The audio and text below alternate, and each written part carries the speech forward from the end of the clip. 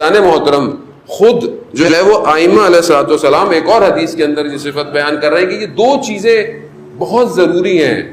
یہ دو چیزیں بہت ضروری ہیں، یعنی جب انسان محاسبے کی طرف بڑھتا ہے دو چیزیں، پہلی چیز کیا ہے کہ غیر خدا سے لا تعلق ہو جائے، یعنی صرف خدا کے علاوہ یعنی کہ لوگوں کی طرف توجہ رکھے کہ یہ دے گا وہ دے گا، نہ، اصل تعلق اس کا صرف خدا کی طرف ہو، خدا وسیلہ بنائے کسی کو، وہ خدا کی مرضی ہے، پہلا آپ کا کنیکشن صرف خدا کے ساتھ ہو، دوسرا آپ کو اگر کوئی دیکھے تو اس کو یہ لگے کہ ہاں یہ خدا ہی پہ امیدوار رہتا ہے، یعنی ایسا نہ ہو کہ آپ کو دیکھے تو بولا بھائی اس کی تو اپنی حالت ہے تو ہمیں کہاں دین کی طرف لے کے جائے گا، یہ تو خود ہی صحیح نہیں چل رہا، جانے محترم یعنی یہ اپنے وجود میں آپ ڈالیں گے تو معاملے آگے بڑھیں گے۔ محاسبہ نفس کا جو ہے وہ بہت ضروری ہے۔ آپ جب سونے لگے، جب آپ سونے وقت واٹس ایپ کے سارے میسج دیکھ کر سوتے ہیں کہ مس نہ ہو جائے کوئی، ٹھیک ہے، اور فجر میں اٹھنے سے پہلے بھی آنکھیں یوں کھل رہی ہوتی ہیں، پہلے واٹس ایپ دیکھتے ہیں پتہ نہیں کس کا میسج آیا ہے رات کو، ٹھیک ہے، تو اسی طرح تھوڑا سا واٹس ایپ اس کا دیکھ لیں جو اوپر والا ہے کہ بھائی میں نے سارا دن کیا بھیجا میسج، اس کی طرف سے کیا میسج آیا ہے، وہ کیا ہے کہ میں نے سارا دن کیا کیا، تھوڑی دیر لگتی ہے کہ میں نے کیا کیا، نماز پڑھی، ٹائم پہ پڑھی، صحیح ہے، کسی کو لفظ زبان سے کسی کا دل تو نہیں دکھایا، کوئی کسی کا پیسہ تو نہیں کھایا، ماں باپ کا احترام کیا، بیوی کے ساتھ اخلاق میرا ٹھیک رہا، بچوں کے ساتھ میرا رویہ ٹھیک رہا، آفس میں صحیح رہا، کالج میں ٹھیک رہا، یونیورسٹی میں ٹھیک رہا، نہ محرم سے چیٹ تو نہیں کی میں نے،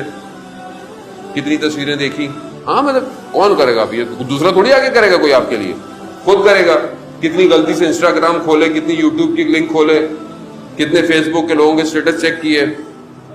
یہ سب اب آپ کو پتا ہو کہ یہاں غلطی کہاں ہوئی میرے سے، یعنی آپ کو خود اپنے آپ سے سچا ہونا پڑے گا، آپ کو اپنے آپ سے تو سچے ہو کم از کم، دوسروں سے نہ ہو کم از کم، یعنی اپنے آپ کو جھوٹ نہ بولے، ہاں غلطی ہو گئی، بھئی ہو گئی غلطی، کیا کرے، خوب استغفار کرو،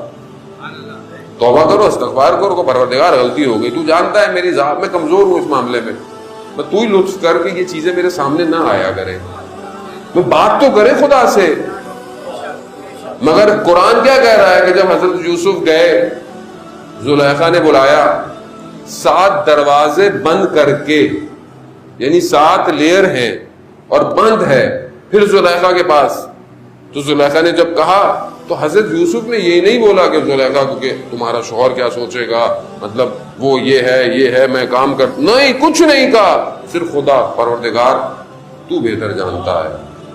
تو بچانے والا ہے، کہا یوسف مڑ جاؤ۔ اب یوسف نے یہ نہیں کہا کہ یہاں پروردگار دروازے تو بند ہیں، نہیں، مڑ جاؤ، مڑ گئے، دروازے سارے کھل گئے۔ قرآن یہی تو کہہ رہا ہے کہ اپنی عفت اور اپنی پاک دامنی کو اگر مرد بچانا چاہتا ہے تو سورہ یوسف کی تلاوت کیا کرے، سورہ یوسف کی تلاوت کرے کہ آپ خدا کی بارگاہ میں جائیں کہ یہ مشکلات آپ کی ہٹ جائیں، خدا سے بولیں، مشکلات آپ کی آسان کرے۔ عزیزان محترم، یہ محاسبہ نفس کا ضروری